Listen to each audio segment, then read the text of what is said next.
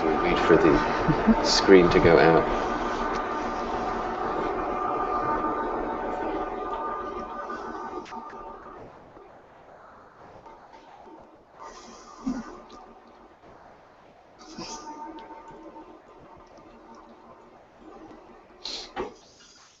Finally. Well, good afternoon, ladies and gentlemen. Good morning in different time zones. And welcome to the last installment of our really groundbreaking program, Masters at Work. The master in question, our dear, dear friend, Carlisle Floyd. My name is Mark Skorka. I'm president of Opera America, and I'm happy to welcome you here in the National Opera Center, as well as from universities across the country, to the last installment in this program. Some of you who know me will know that I have a bit of a cold, but I graciously agreed to go on with this performance anyway, so my cover doesn't have to go on today. The structure of the program, as many of you know, is that we have today 4 universities with us: Wichita State University, the University of Houston, the Cincinnati Conservatory of Music, and Florida State University. We have composition students and faculty with us in order to participate and inform this conversation. We also have a live audience here at the National Opera Center, and the entire construct is being live streamed to audiences I know watch the program, because I get emails when I get back to my desk about how much they've enjoyed the conversation. I have a number of questions that have been submitted from participants already, and I'm going to go through them, but at any point that any of our students or faculty from the universities have questions, they're welcome to let us know, and Laura Lee right here will enable me to turn the camera to the university in question. What is different, of course, about our conversation today, although the last conversation did follow the premiere, we are now sufficiently beyond the premiere where we can begin to not only reflect a little bit more on the performances that have occurred, but we can also look forward. What comes next for a work that has already premiered? So we're going to be looking forward as well as looking backward in this particular session. We had a series of good questions from Florida State University, and I encapsulated them and grouped them. But anticipating future productions of the opera and reflecting on subsequent productions, Carlisle, of any of your pieces, what's different about attending a second or third set of rehearsals for a subsequent production of your opera? What's different is that it's new for me, and the thing that after the opening, I have an idea pretty much what an audience's response will be. In the case of this one, very favorable. So I take that in with me for any subsequent performances, so that I'm not quite as keyed up, or I guess the more accurate word is anxious. Do you continue to discover things about the piece in a second or third set of rehearsals? Rehearsals or? Rehearsals, so that in 2 years or 3 years, as they mount the opera again and again, when you go to another set of rehearsals, do you hear things you haven't heard? Or oh yes. What is it like to discover new things even after the premiere? It's always a very happy occasion. I mean, to discover something that you may not have been that aware of, or a balance this situation that's different in the orchestra, or just another detail in the staging. Fortunately, that keeps it very fresh. And I imagine that different singers bringing it to life in a different way just change how you hear it. Absolutely. And with the operas of mine, which are most performed, Susanna, of Mice and Men, Cold Sassy Tree, that's already been the case. And I can't tell you how many Susannas I've seen by now. But that always has its own particular kind of interest, because obviously no two performances are alike. So it's very interesting to find out how somebody else sees the role. I saw a production in San Francisco, I guess year before last, of a magnificent production of Susanna by the San Francisco Opera with Pat Rissette in the lead. And I had seen her in other operas, including one of mine, but I'd never seen her as Susanna, so that I was looking forward to. And it was very, I won't say worthwhile, but I had no idea how she would do it, except that I knew it would be very good, and it was. When you see one of your operas being rehearsed again, let's say you're going to go and see Prince of Players, and you'll go for some rehearsals. In those rehearsals down the road, are you just an observer, or are you active as the composer, explaining what you meant musically, or explaining what you meant by a character development? Do you just go and observe, or do you still play an active role? I play an active role. Tactfully, I hope, but nevertheless, I mean, there are things that you just don't think you can really let go by. I remember when Fleming did Susanna in New York. She was doing her first performances in Chicago. Did I say New York? I meant Chicago. In Chicago, yeah. And I remember going up to her to change some staging that I had seen. And I said, "Is it too late to get this in?" And she says, "Oh no, not at all." So if it's something that I think is important in terms of the way the opera proceeds, I'll certainly make it known. Yeah, put in your 2 cents. Yeah, and so far nobody's pulled me away, but I mean, I'm still waiting. I mean, I can.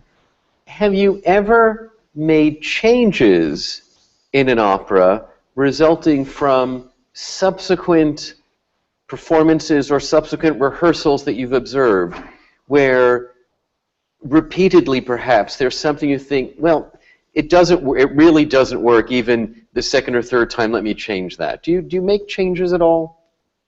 Not usually. I make changes up until the opening. and that means into the final dress rehearsal. I can make changes and have done it. But I'm usually pretty thoroughly acquainted by that time with the piece, so that if there's something I think can be improved or bettered, I'll certainly do it.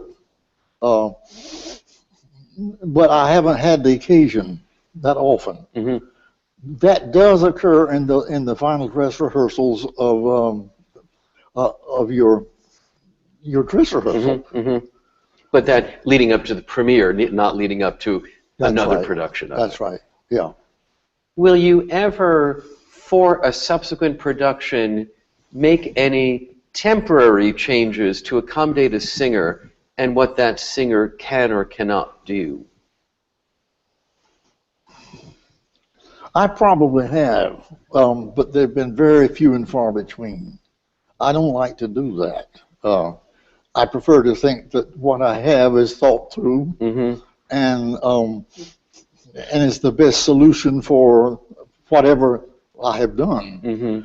But if it's a question of a singer just feeling too uncomfortable in a certain range, I will certainly consider an alternate note. I've certainly been known to do that, and it pays off. But I don't make a general habit of it, nor news of that. Well, and I'm sure the singers appreciate it nonetheless, even if no news is made of But it. you're actually doing two people a favor, them and me. I mean, if it's a question of range or something that is too difficult for them, or it doesn't lie in the right place, and you can, with a very quick alteration, you can make it easier, then why not do it? Sure. Except that, generally speaking, your vocal line is thought through, and you don't tamper with it that much after the first time. And if a high note is at a point of climax, you want that climax to occur. Definitely. Now, I had a question from Wichita State University that reported to us, and this is a question for you, Steve, that they've done Susanna and Cold Sassy Tree, and different editions have had certain little variations. And the question was, when is the score really finished so that people are relying on the fact that they have the version that is to be performed? Mark, that's a good question.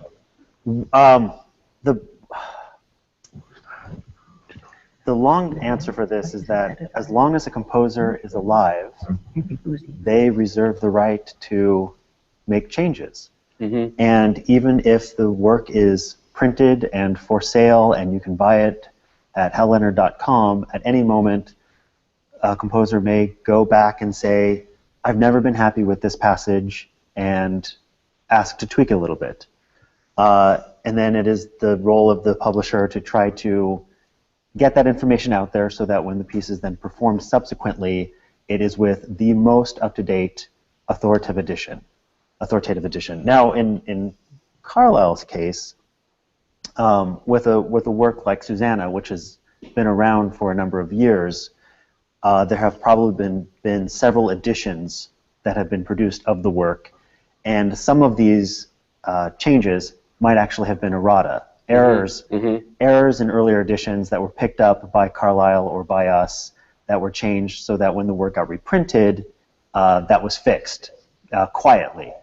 But I mean, you have to go back and look at, usually in the front page it will say, reprinted as of something, like what is the most recent date? And hopefully it's going to be a recent date and not 1974. And if the composer really wants to make significant changes in an aria or a scene, you've published all the material, the score has been purchased and people are playing it at opera companies or universities, how do you handle that? So you print that new version of the aria, or you print that new scene? How do you logistically manage that? Well, with large performances, the material is rented, and as long as the material is rented, it always comes back to us. So we have the opportunity to collect the work, make the changes, and then when the work goes out subsequently, whatever changes will be reflected. Once the piano vocal is printed for sale, then we have a problem, and we can never possibly go back and collect all of that. And you really do just hope that a singer has an opportunity to listen to the recording, or through word of mouth, through just the industry, have an understanding that actually, the composer didn't want an F sharp there. They had actually changed that to an A some years after that.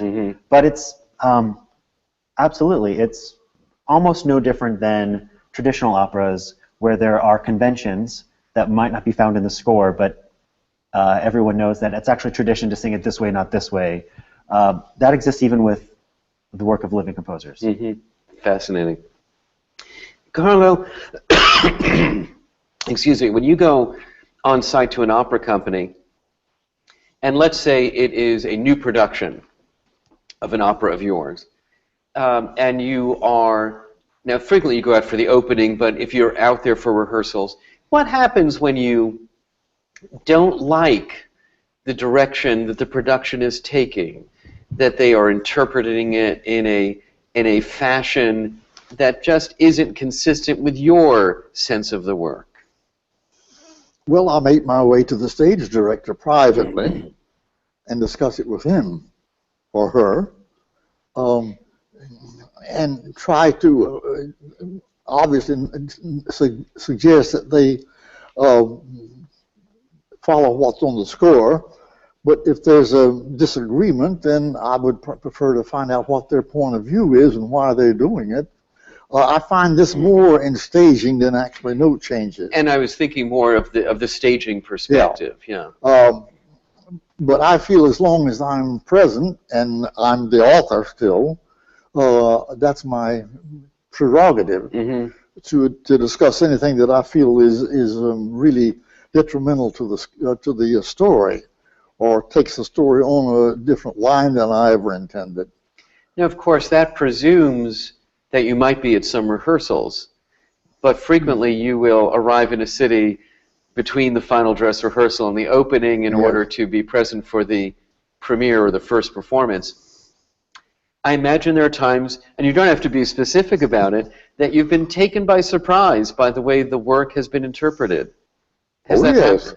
Yes. It happens, and you only hope that there's time between that and the opening night that you can talk to the director, and then he can talk to the player. That is, if he agrees with you. Right. And most of them are very aware of that and take advantage of it. Now, not always, though. Michael, you're a stage director, and you've put 3 or 4 or 5 weeks of rehearsal into a piece. The piece may have premiered 5 years ago, and here you're picking it up and it's a new production.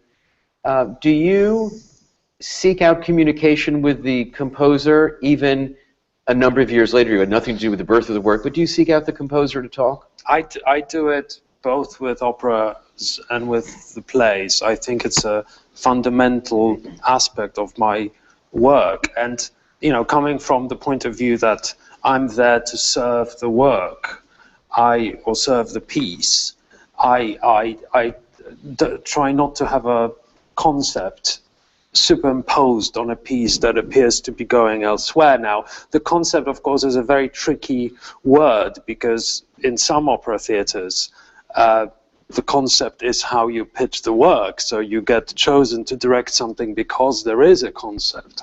And of course, if it's a composer who is no more with us, then of course, he or she is defenseless in this situation. However, something that I felt instinctively from the very beginning, that Carlisle, as a composer and a librettist, was very theatrically minded. So Carlisle's idea of writing, the way in which he bookends the scenes, makes my work simpler, or in a way more giving.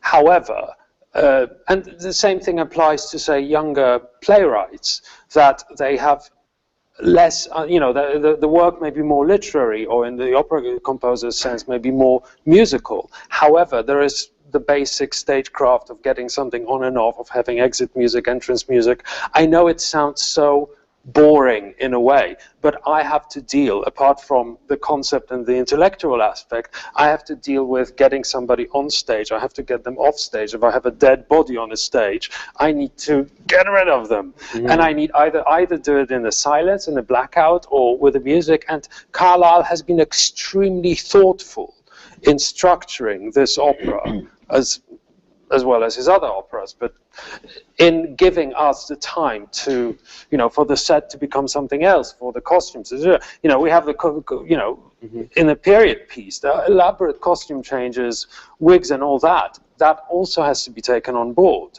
Now, we have, of course, listening and participating in our program today, some young composers and people who are training those young composers.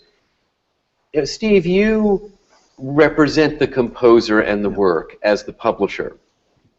Would you say to young composers that they should expect to be involved in communication with the interpreters of the work that's being produced? Would you say, only speak when spoken to? What's the role of the composer from the publisher's point of view? And you're thinking of after premiere? After the premieres. After premiere, it can take on a variety of forms. I would think that any good, considerate professional company or conservatory would reach out to the composer and find out if the composer is available for the rehearsal process, or at least to come in and consult, simply because that's a resource. Here you actually have the opportunity to work with the composer in a way you don't with Rossini.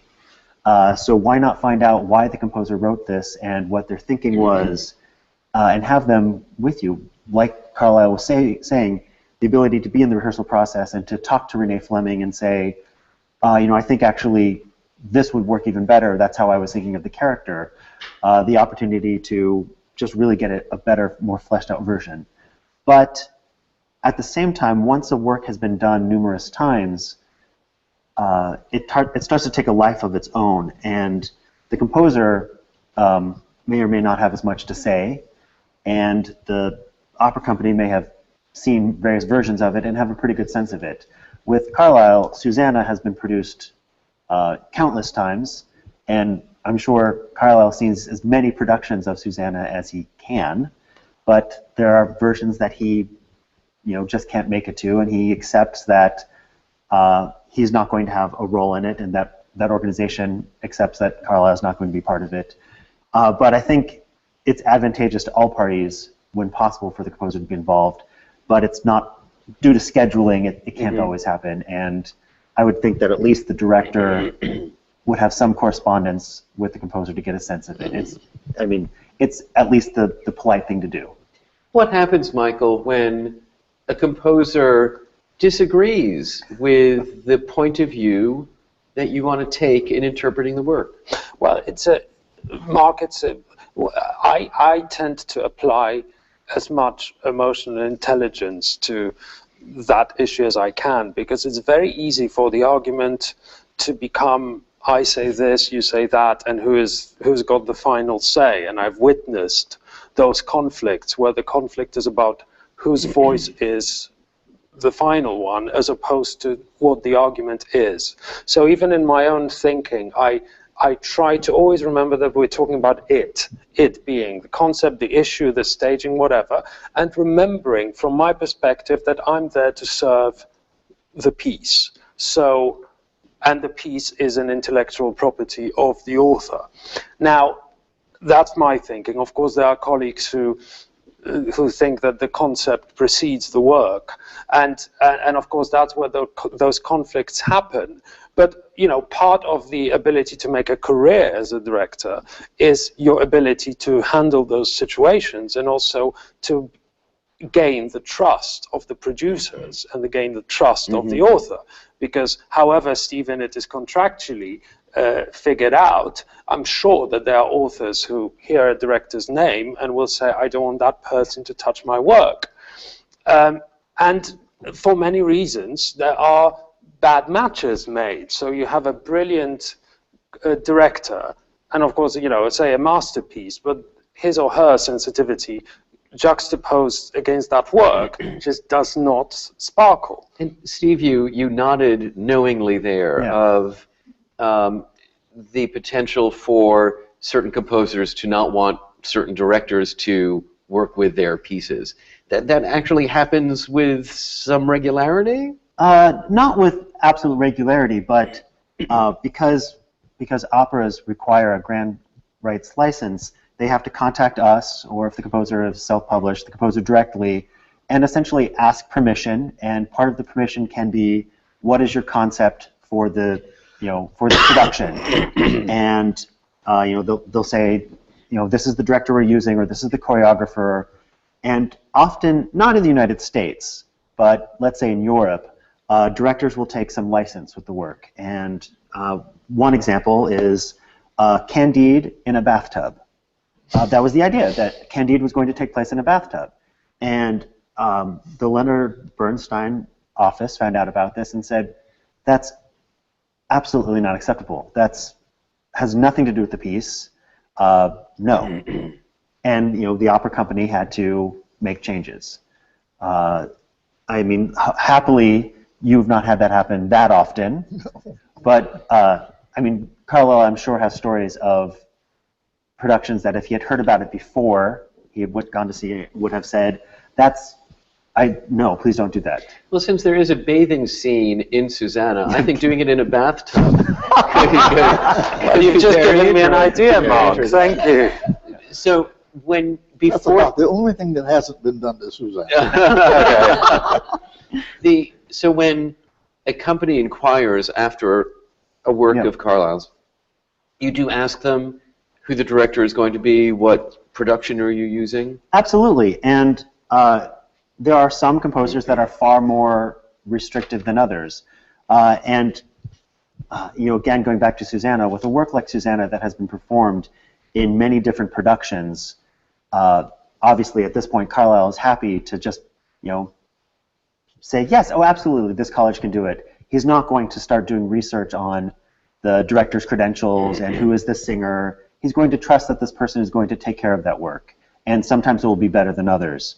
But there are, other composers and other composer estates that take it very seriously and want to know that this production must always be in the time period that the opera takes place. You can make no changes to the cast, or special permission. Perhaps there's a trouser roll, and the opera company thinks that there's a countertenor who can do it. Then that has to go straight to the composer, and the composer considers it and can say yes or no.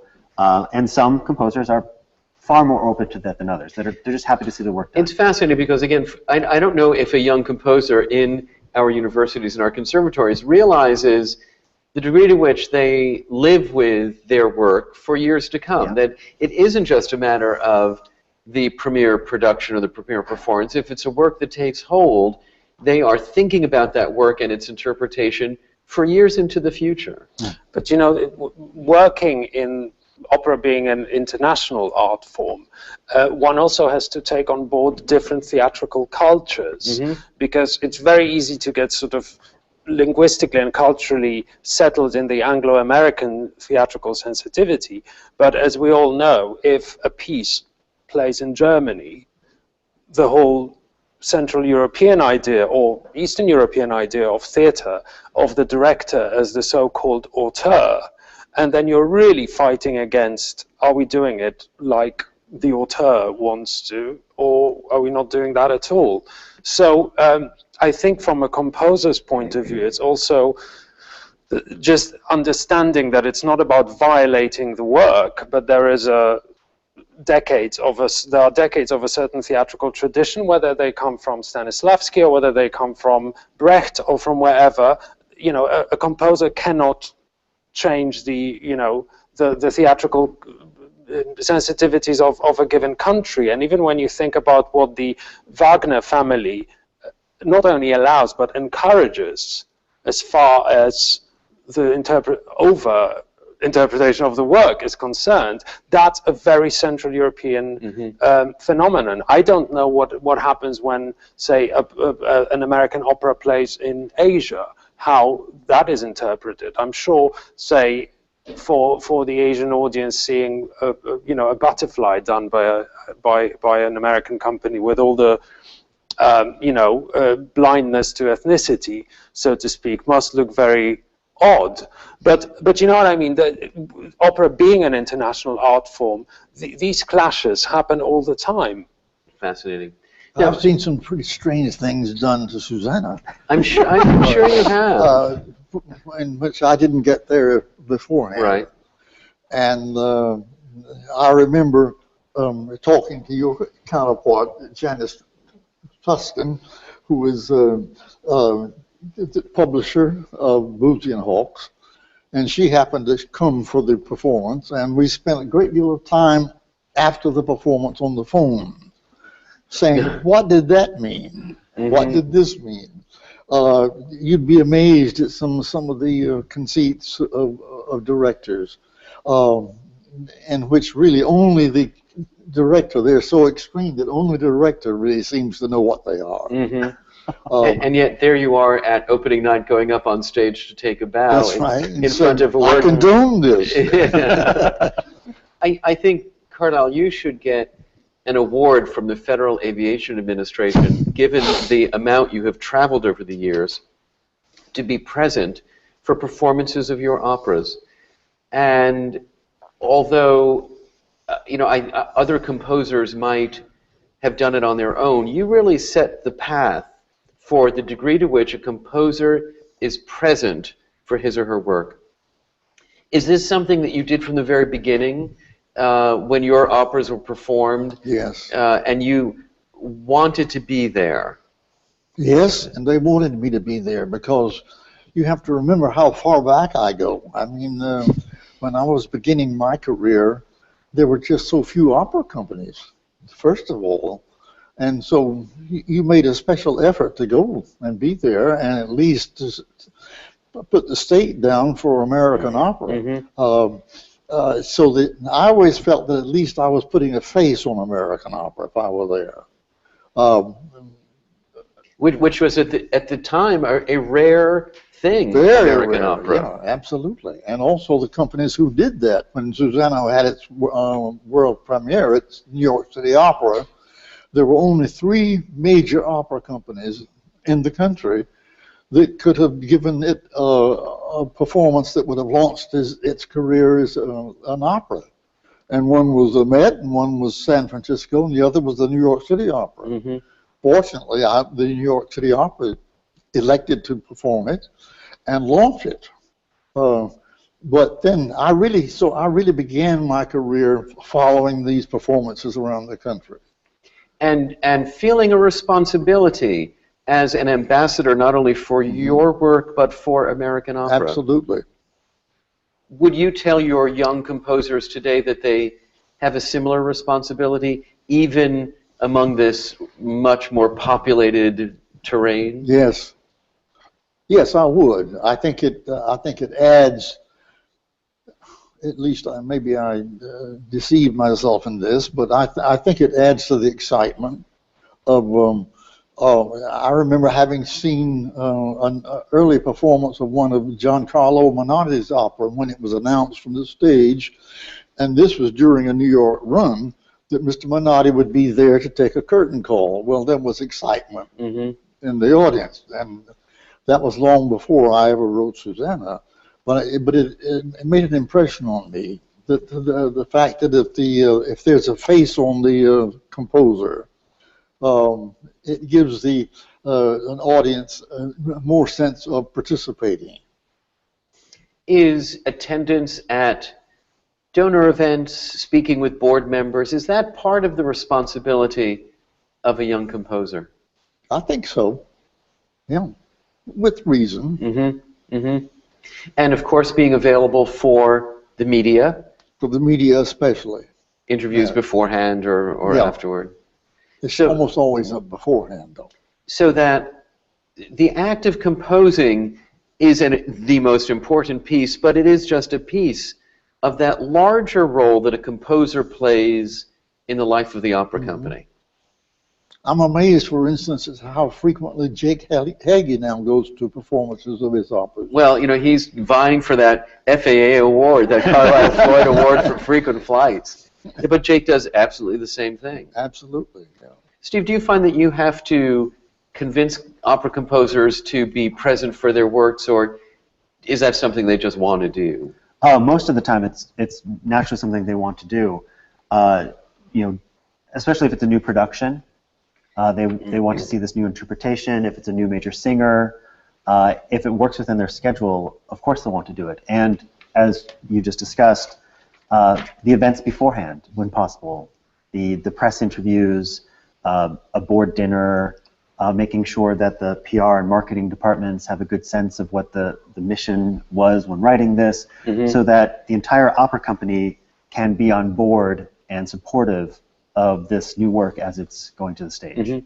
But I wonder actually how many people realize what a nomadic, itinerant life we all lead. I mean, if you take a breakdown of how many nights in a year one actually spends home, and what it takes out of your body and mind to be constantly on the move, to attend these events at different time zones, being, you know, whatever, it's also part of the job. It's about representing the piece. But as we all know, it can be absolutely exhausting and in a way intellectually draining. And we were talking before, and Carlisle leaves New York to fly to Winnipeg for a production of Mice and Men. Yes. So, you know, even as you recover from the premiere in Houston, you're getting on a plane to fly north. There may still be snow on the ground There may well be. in order to be at the premiere They'll catch me unprepared. Exactly, of Mice and Men. Now, Michael, if this production, the Houston Grand Opera production, moves to another opera company, will you go with it to remount it at that company? How does it work with the stage director and looking to the future of this piece? All the creatives get the first right of refusal. That's a contractual for this thing. Physical production. Yes, for this physical production, and you know, and then if you're not available, you've got the right to nominate the person who would execute the work. So normally it would be an assistant or an associate director, as companies tend to assure that a director has an associate or an assistant in case that happens. And of course, you know, the double bookings and stuff happen all the time. And then, of course, it's an issue of adopting or adapting the production to whatever cast you may be given. Because, say, in Houston, we had people in the cast who were cast very close to the actual character ages in the piece. But one would have to ask oneself, what happens if this production is picked up and we're given vocally mature singers who obviously will not lend themselves naturally to that sort of strikingly theatrical approach that we took, in which a sort of bare stage and you just performed with your entire body. And then you may have to make changes to embrace that, and then, which normally means some sort of additional expenditure for the companies. Are there aspects of Prince of Players that you would want to emphasize differently in the next iteration of this physical production?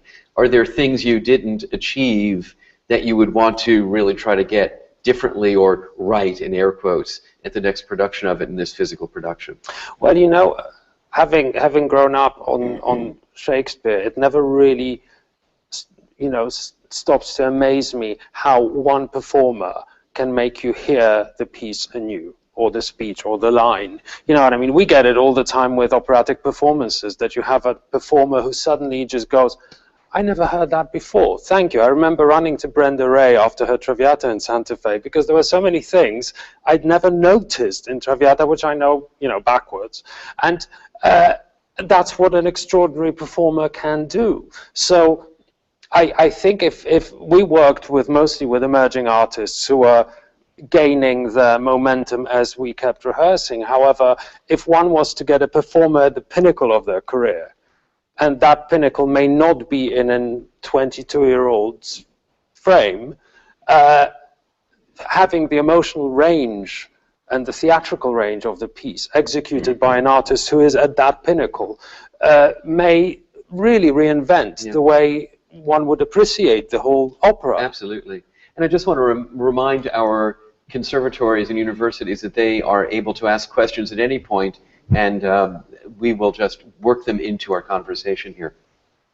Michael, but how would you feel hearing that there was another to-be-new production of Prince of Players, and that another director is going to bring it to life? Well, I would be very happy for Carlisle, and I think I would have contributed to giving the piece some justice that people consider it worthy of reviving. However, it's an odd feeling because there's the neurotic side of you which goes, why didn't they ask me to do it? On the other hand, the whole point is that different artists reinvent that piece, and it happens all the time. And secondly, there are pieces that you just don't want to revisit for whichever reason. You've made your point, and even in an industry where work is rare and actually being hired is in a way a sort of distinction, you have to ask yourself, am I right for the piece?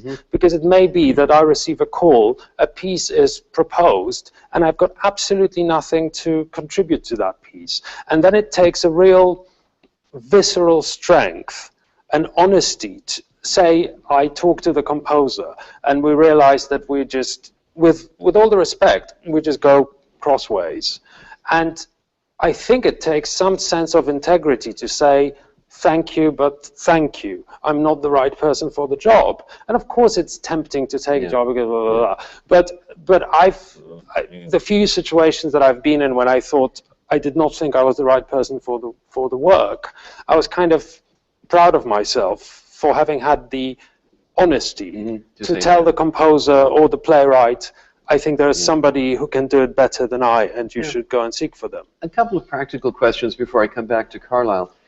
Steve, is the piano vocal score available? Not quite yet. That sounds like a presidential debate answer. There are known knowns, there are known unknowns.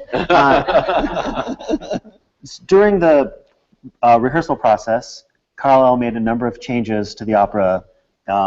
He took some things out, he added some things, words got changed, and so part of the role now of the publisher is to go back and to sort through all the material to look at what's in the each singer's piano vocal, what did Michael take note of, does that correspond to the full score, and to really fix and make all of those changes and to get them in one space and to get Carlisle to approve it and say, this is absolutely what I was thinking of.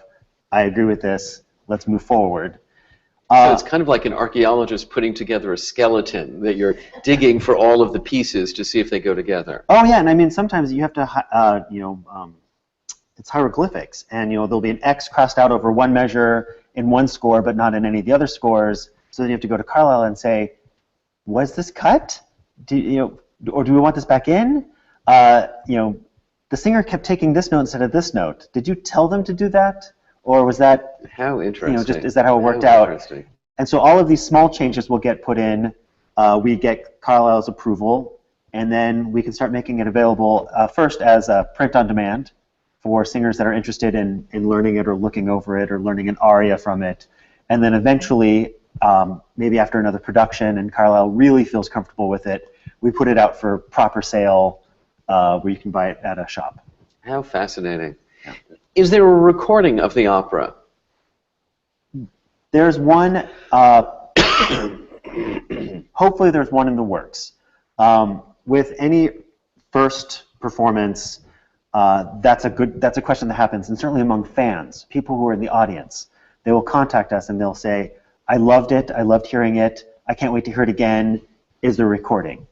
And initially, absolutely not, but there's always a conversation with the opera company about how can we release it, what kind of audio did you get, is there a timeline, and luckily with Carlisle, there's definitely an interest in getting his work commercially recorded earlier rather than later. Right. So there are conversations already afoot, like how is the best way to get this out there? What can we do? Because even a rudimentary recording would enable you to answer some of the questions about the piano vocal score.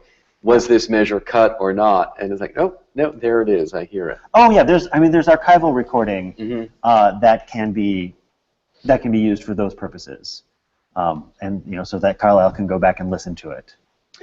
Have you listened to a recording of the opera? No, not yet. I'm very eager to. Oh my goodness! And why eager? What will you be listening for that makes you eager? Well, it's no longer completely mine if it's recorded, and so I listen to it with more detachment, I think. How fascinating! And more pleasure, or agony, is the case. As the case may be. But usually at this point, or in the case of this opera, I'm looking forward to it. You have been a mentor to so many young composers.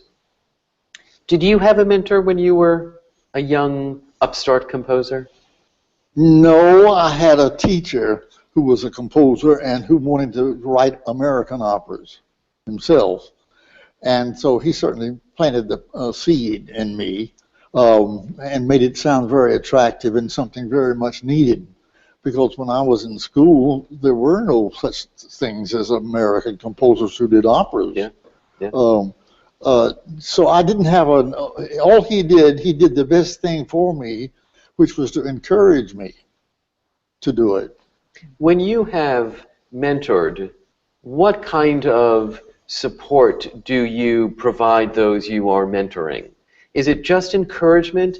Is it specific advice? What's the range? Well, will you give them a composition lesson? Well, yes, I mean, all of those things, but I mean, it'll be primarily a critical session, and with things that I think work, things that don't work, or in rare cases, something that works completely, or how it can be improved. You have to find a composer who wants your advice and who is willing to stay open-minded while you tell him or her what your reaction is, or why something might be improved, or if there's a fundamental weakness that needs to be pointed out. Will you give out advice about how to work with a stage director or how to work with the publisher? Do you talk about the business of being an opera composer? No, I don't know that I've ever had one who went that far. Got to the point of working with a publisher, and certainly not with a stage director. If they did, I have one now that's doing that. Okay. For the first time, and I'm looking forward to his premiere this year. I'm going to come back to this question of mentorship, but there's a question from Florida State University. So let's turn the cameras to FSU, and please tell us who you are and share your question with us.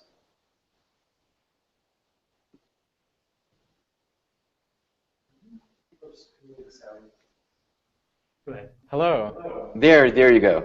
Hi, I'm Noah Nethery. I'm a second-year undergraduate composition major here. My question is, for new composers who may not have a regular agent or publisher, who is responsible for tracking the changes that happen during the rehearsal process? Is it the composer, him or himself? So the question, if I heard it correctly, is where you are a young composer, you don't have a publisher, but you need to track changes that are going on to the opera through the rehearsal process. Who and how is that done? Is that the question? Great, thanks.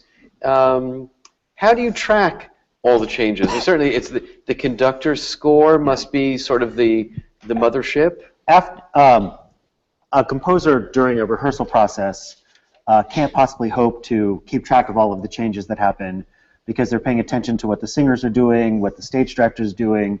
So ultimately, it requires a conversation with the conductor, looking at the conductor's score, talking to the librarian, getting the parts back, having a conversation with some of the musicians, having a conversation with the singers, seeing if they can look at the singers' vocal scores to see what changes they made. As you said, it's a little bit of archaeology and sort of piecing everything together.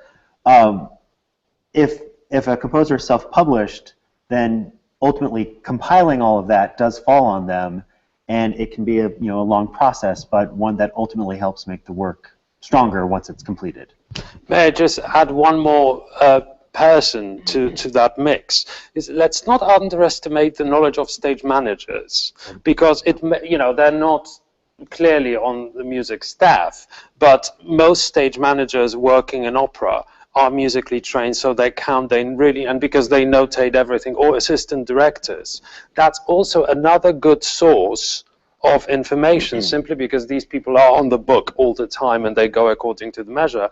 So that's another good piece of advice that one can give, to chat with stage management and see whether they have anything that may have been missed. Laura Lee is particularly gratified that you mentioned stage managers. I will also, please, any questions from in the room, don't hesitate to raise a hand. So, Carlisle, back to the mentorship question. How does a young composer, like those who are listening to us today, find a mentor? How does that happen? How do people find you as a mentor? They know where I live. So Florida State University has a distinct advantage. Well, no, I'm no longer on the faculty at Florida State or University of Houston, but I'm certainly faculty. I have certainly been members of those faculties. But I think the first thing is to find a composer whose work you like. Mm-hmm. And then find your way to him. And that can be through his, if he's published, that's easy. Then you go to his publishers just to make contact, personal contact. Or you'd be surprised at the ones who will simply pick up the phone and call you. If they manage to get your address and say, I have something to show you. It's what I did. Not with another composer, but with a performer. Mm-hmm. But Carlisle, were there people who you thought were overstepping the line? And I think it applies to most freelance creatives who want to introduce themselves or make themselves known. There's always that self-doubt whether one is not overdoing it. Was there an instance where you thought somebody was overstepping the line? Not really. Not really. And these days, on the internet, you can find a phone number so easily. Do you sometimes get questions at Boozy of, I'm a young composer and I would like to show my material or talk to an established composer? Do you feel those questions? Absolutely, all the time. And it's a conversation that we're happy to have with young composers because we think it's important. Most of the major publishers don't accept unsolicited manuscripts, simply to prevent the volume from coming in. But giving advice to young composers about how to start your career, how to get the foundation in place so that you can start getting additional performances, get noticed by more important performers, how to build all that together, how to commission, all of that. That's something that we're happy to talk about. It's a major question almost all young composers have because it's not something that the school system will address directly. Great. We have two questions up here. We'll go to Wichita State first, hear from you, and come in, Wichita, and what's the question? We're wondering, for this particular premiere, how much time did you allot to music rehearsals, character development, staging rehearsals? Is that something that the stage director participated in, or is it also a function of how much the Opera House had time to allot to that? So the question there about the number of musical rehearsals, the number of staging rehearsals, the schedule that allowed you to go from the beginning of a rehearsal period to the premiere. Does it start with the Opera House recommending something? Does it start with you, Michael? No. Well, it starts with a busy season that an opera house has to, or a festival has to process. So issues like the availability of the chorus, of the orchestra, of even the rehearsal space or the stage is already known in advance. So in a way, I think the first draft of the schedule was given to us well over a year in advance. So as far as our tech time, we knew that in advance. We knew we had 4 rehearsal weeks, which is relatively generous.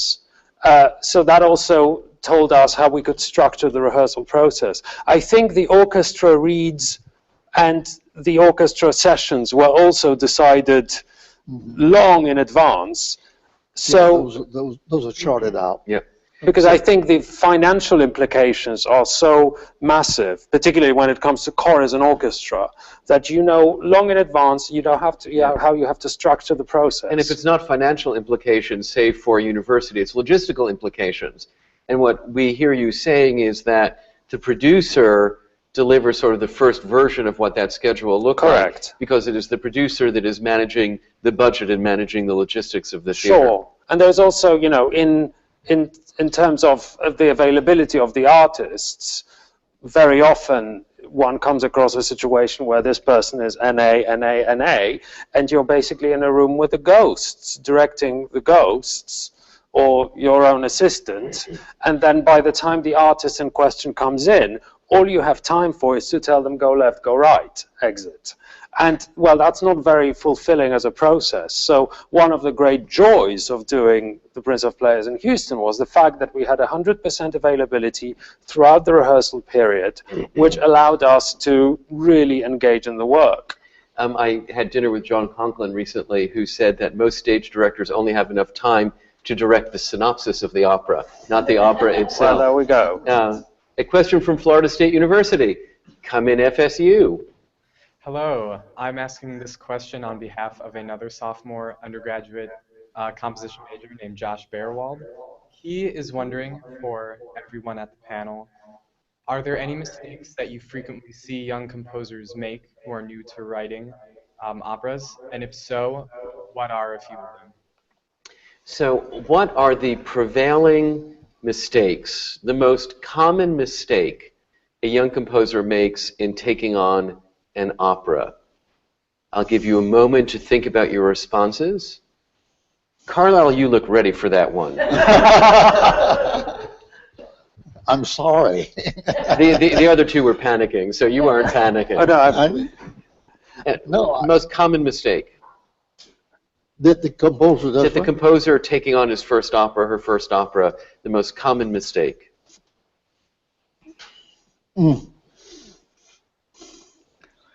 I think he has to find someone that he's very confident in and who is intelligent, sensitive to musical demands, and lay it out for this person, male or female, and tell the person you're speaking to what you have in mind. This is what I want to do, given these elements. Do you think it's a workable libretto? Or am I missing the point somehow? So really laying it out. Yes. For examination. Yeah.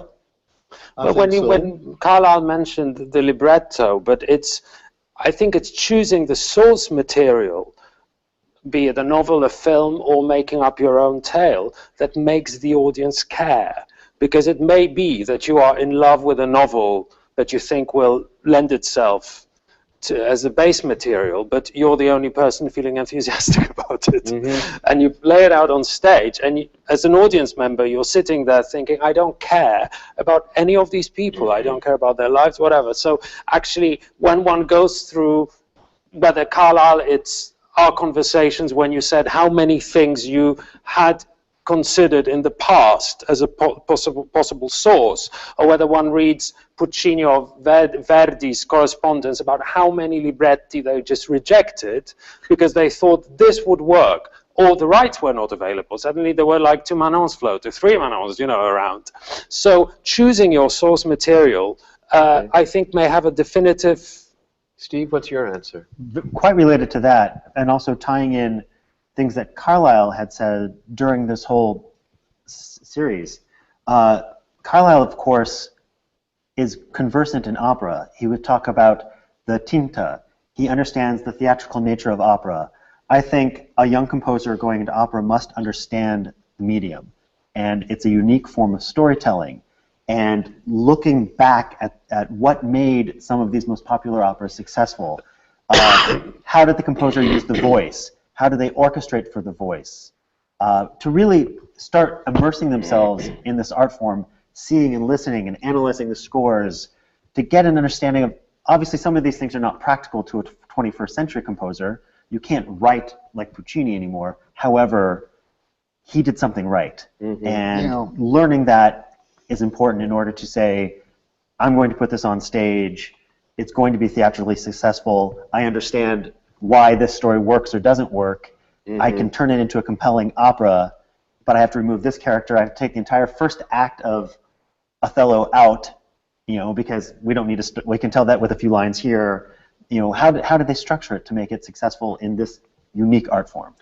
Well, Laura Lee is telling me that we have to wrap, and I would just want to say that what is so marvelous about this 5-part series is that, Carlisle, you have allowed yourself to be a mentor to the whole world. You have given your advice, your insight, you've shared with us your nerves and curiosity before the premiere, you have shared your reflections after the premiere.